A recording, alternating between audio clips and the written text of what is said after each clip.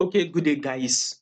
Welcome back to this channel. Now, to those of you that are yet to subscribe, make sure you please click on that subscribe button, like, share, also make your comments. If you are yet to follow us on Telegram, make sure you do so by going to the link in the comment section.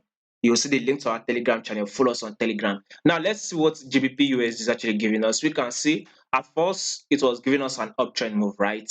Then price actually gave us a change in direction, thereby dropping down. Now, when you take a look at this on GBP USD, we can see that price has literally broken above this our trend line, right?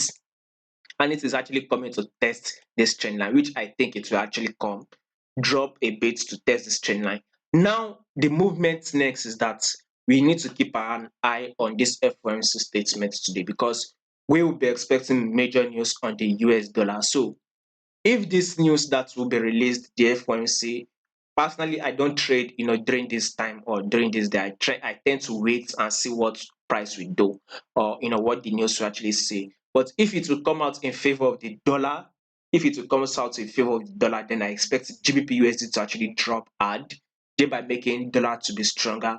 But if the dollar becomes weaker due to the statement and every other thing, then I expect GBP USD to actually go bullish. So personally, I would actually see this GBP USD drop down a bit. Then I'll have to wait and see what will happen. It's either price will do two things, breakouts up to the upside, or it actually starts dropping, or it will continue its bearish move downward. So we just need to wait for the news and see what everything plays out. So if in case you are interested in high probability trade, but trade that we have 70 to 90% chance of winning. If you are interested, then sign up to our Patreon channel. You will see the link to our Patreon channel in the comment section. These are a couple of trades we actually took day before yesterday and yesterday. We can see it July 3, 3rd of July, we took a trade on WTI, which we actually hit our profit perfectly.